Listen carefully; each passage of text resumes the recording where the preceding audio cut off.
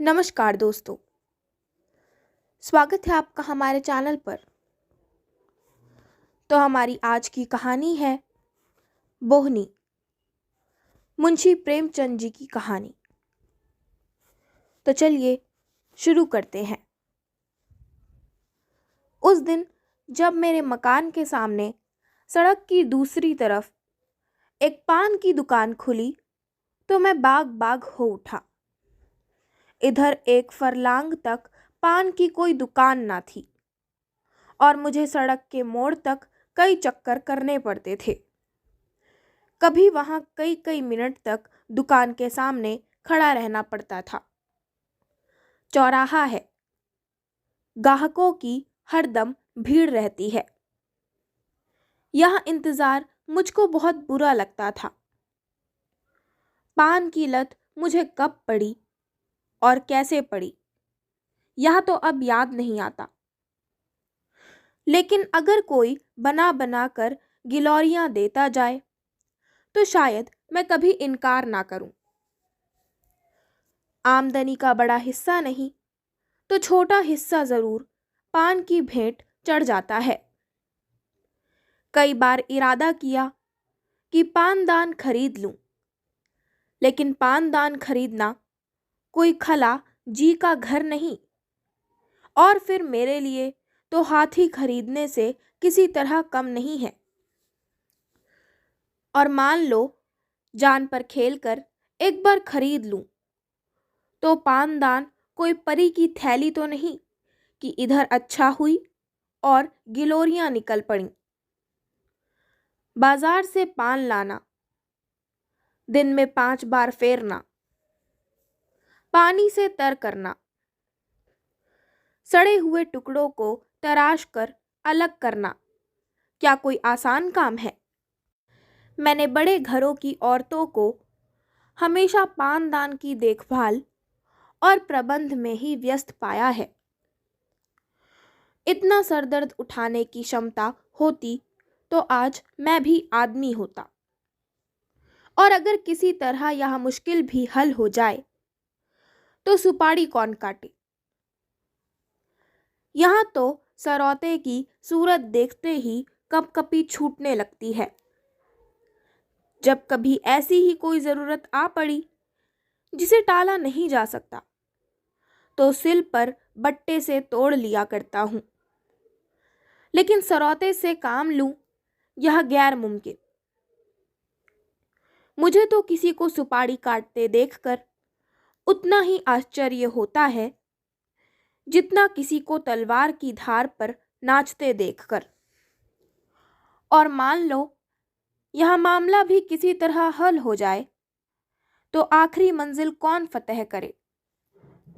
कत्था और चूना बराबर लगाना क्या कोई आसान काम है? कम से कम मुझे तो उसका ढंग नहीं आता। जब इस मामले में वे लोग रोज गलतियां करते हैं तो इस कला में दक्ष हैं, तो मैं भला किस खेत की मूली हूं? तमोली ने अगर चूना ज्यादा कर दिया तो कत्था और ले लिया, उस पर उसे एक डांट भी बताई, आंसू पुछ गए। मुसीबत का सामना तो उस वक्त होता है जब किसी दोस्त के घर जाएं, पान अंदर से आई तो इसके सिवाय कि जानबूझकर मक्खी निकले, समझबूझकर जहर का घूंट गले से नीचे उतारें, और चारा ही क्या है? शिकायत नहीं कर सकते, सभ्यता बाधक होती है। कभी कभी पान मुंह में डालते ही ऐसा मालूम होता है कि जीभ पर कोई चिंगारी पड़ गई। गले से लेकर छाती तक किसी ने पारा गर्म करके उड़ेल दिया, मगर घुटकर रह जाना पड़ता है। अंदाजे में इस हद तक गलती हो जाए यह तो समझ में आने वाली बात नहीं। मैं लाख अनाड़ी हूं, लेकिन कभी इतना ज्यादा चूना नहीं डालता। हाँ, 2-4 छाले पड़ जाते हैं तो मैं समझता हूं यही अंतःपुर के कोप की अभिव्यक्ति है। आखिर वह आपकी ज्यादतियों का प्रोटेस्ट क्यों करें? खामोश बायकॉट से आप राजी नहीं होते। दूसरा कोई हथियार उनके हाथ में है नहीं। भवों की कमान और बरौनियों का नेजा और मुस्कुराहट का तीर उस वक्त बिल्कुल कोई असर नहीं करते जब आप आंखें लाल किए आस्तीने समेटे। इसलिए आसमान सर पर उठा लेते हैं कि नाश्ता और पहले क्यों नहीं तैयार हुआ। तब सालन में नमक और पान में चूना ज़्यादा कर देने के सिवाय बदला लेने का उनके हाथ में और क्या साधन रह जाता है। खैर 3-4 दिन के बाद एक दिन में सुबह के वक्त तंबोलिन की दुकान पर गया तो उसने मेरी फरमाइश पूरी करने में ज़्यादा मुस्तैदी ना दिखलाई। 1 मिनट तक तो पान फेरती रही, फिर अंदर चली गई और कोई मसाला लिए हुए निकली। मैं दिल में खुश हुआ कि आज बड़े विधि पूर्वक गिलौरियाँ बन रही हैं, मगर अब भी वह सड़क की ओर प्रतीक्षा की आंखों से ताक रही थी कि जैसे दुकान के सामने कोई ग्राहक ही नहीं, और ग्राहक भी कैसा, जो उसका पड़ोसी है और दिन में 20 ही बार आता है। तब तो मैंने ज़रा झुंझला कर कहा, मैं कितनी देर से खड़ा हूँ, कुछ इसकी भी खबर है? तंबोलिन ने क्षमा याचना के स्वर में कहा, हाँ बाबूजी, आपको देर तो बहुत हुई, लेकिन 1 मिनट और ठहर जाइए। बुरा ना मानिएगा बाबूजी, आपके हाथ की बोहनी अच्छी नहीं है। कल आपकी बोहनी हुई थी, दिन में कुल 6 आने की बिक्री हुई। परसों भी आप ही की बोहनी थी, 8 आने के पैसे दुकान में आए थे। इसके पहले 2 दिन पंडित जी की बोहनी हुई थी, दोपहर तक 2.5 रुपये आ गए थे। कभी किसी का हाथ अच्छा नहीं होता बाबूजी, मुझे गोली सी लगी। मुझे अपने भाग्यशाली होने का कोई दावा नहीं है। मुझसे ज़्यादा अभागे दुनिया में नहीं होंगे। इस साम्राज्य का अगर मैं बादशाह नहीं तो कोई ऊंचा मनसबदार ज़रूर हूँ, लेकिन यह मैं कभी गवारा नहीं कर सकता कि नहूसत का दाग बर्दाश्त कर लूँ। कोई मुझसे बोहनी ना कराए। लोग सुबह को मेरा मुंह देखना अपशगुन समझें, यह तो घोर कलंक की बात है। मैंने पान तो ले लिया, लेकिन दिल में पक्का इरादा कर लिया कि इस नहूसत के दाग को मिटाकर ही छोड़ूंगा। अभी अपने कमरे में आकर बैठा ही था कि मेरे एक दोस्त आ गए। बाजार साग भाजी लेने जा रहे थे। मैंने उनसे अपनी तंबोलिन की खूब तारीफ की। वह महाशय जरा सौंदर्य प्रेमी थे और मजाकिया भी। मेरी ओर शरारत भरी नजरों से देखकर बोले, इस वक्त तो भाई मेरे पास पैसे नहीं हैं और ना अभी पानों की जरूरत ही है। मैंने कहा, पैसे मुझसे ले लो। हाँ, यह मंजूर है, मगर कभी तकाजा मत करना। यह तो टेढ़ी खीर है। तो क्या मुफ्त में किसी की आंख में चढ़ना चाहते हो? मजबूर होकर उन हजरत को 1 ढोली पान के दाम दिए। इसी तरह जो मुझसे मिलने आया उससे मैंने तंबोलिन का बखान किया। दोस्तों ने मेरी खूब हंसी उड़ाई, मुझ पर खूब फब्तियाँ कसीं। मुझे छिपे रुस्तम, भक्तजी और ना जाने क्या क्या नाम दिए गए,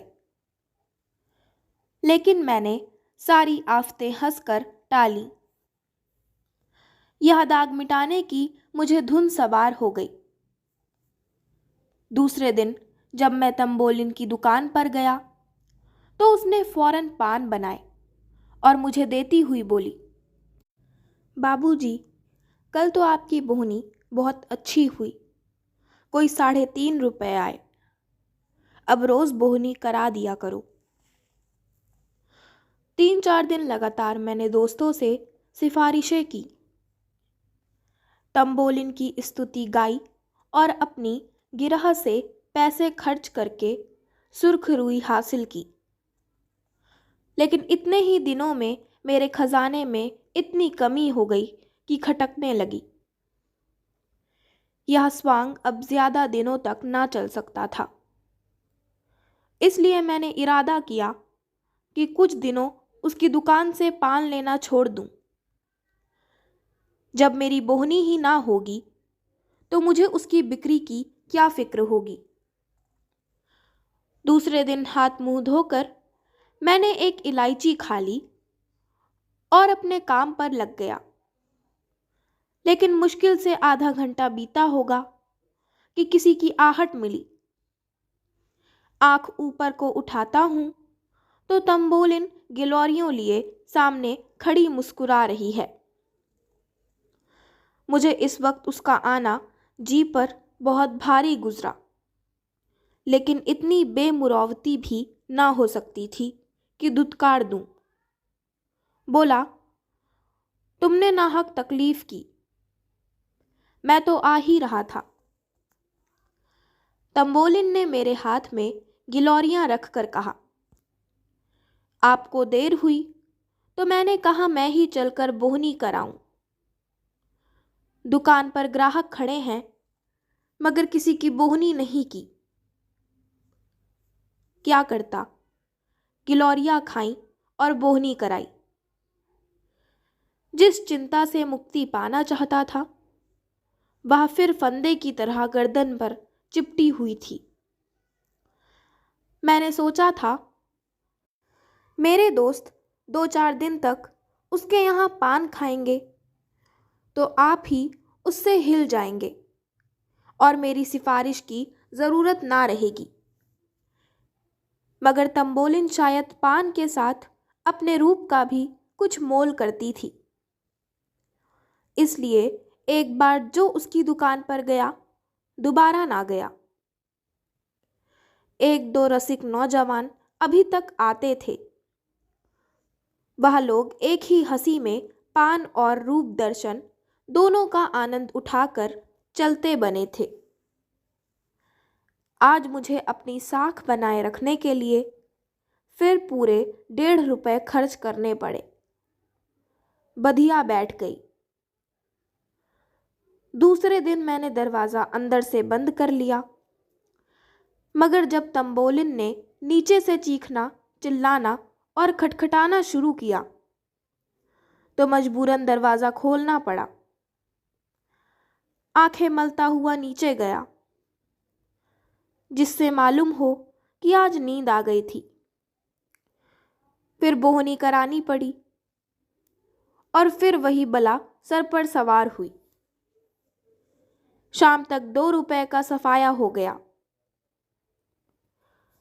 आखिर इस विपत्ति से छुटकारा पाने का यही एक उपाय रह गया कि वह घर छोड़ दूं।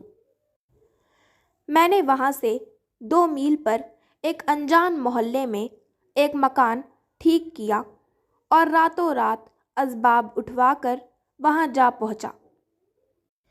वह घर छोड़कर मैं जितना खुश हुआ, शायद कैदी जेल खाने से भी निकलकर उतना खुश ना होता होगा। रात को खूब गहरी नींद सोया। सबेरा हुआ तो मुझे उस पंछी की आज़ादी का अनुभव हो रहा था जिसके पर खुल गए हैं। बड़े इत्मीनान से सिगरेट पिया, मुंह हाथ धोया, फिर अपना सामान ढंग से रखने लगा। खाने के लिए किसी होटल की भी फिक्र थी, मगर उस हिम्मत तोड़ने वाली बला से फतेह पाकर मुझे जो खुशी हो रही थी उसके मुकाबले में इन चिंताओं की कोई गिनती ना थी। मुंह हाथ धोकर नीचे उतरा। आज की हवा में भी आज़ादी का नशा था। हर एक चीज़ मुस्कुराती हुई मालूम होती थी। खुश खुश एक दुकान पर जाकर पान खाए और जीने पर चढ़ ही रहा था कि देखा वह तंबोलिन लपकी जा रही है।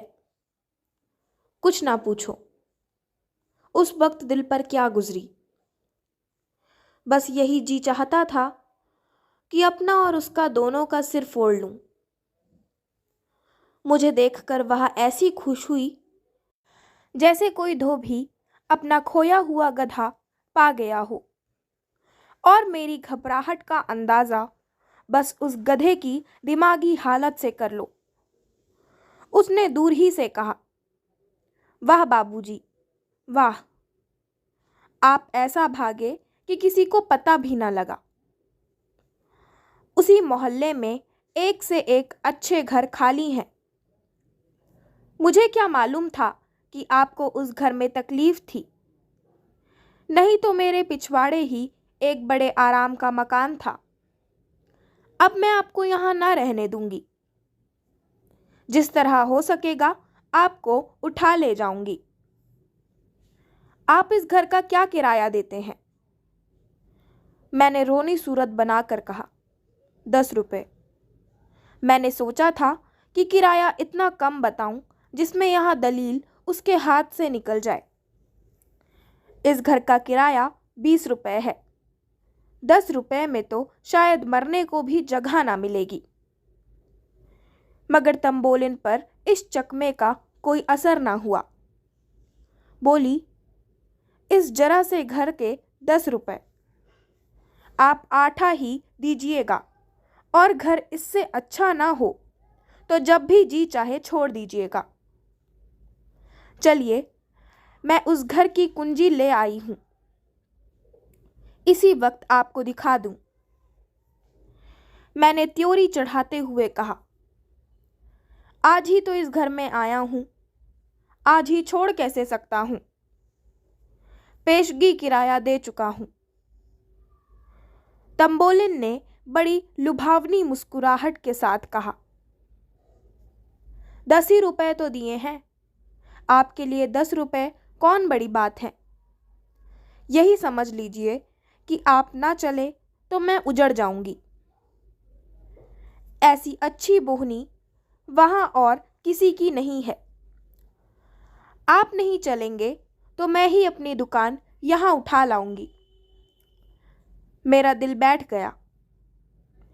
यह अच्छी मुसीबत गले पड़ी। कहीं सचमुच चुड़ैल अपनी दुकान ना उठा लाए।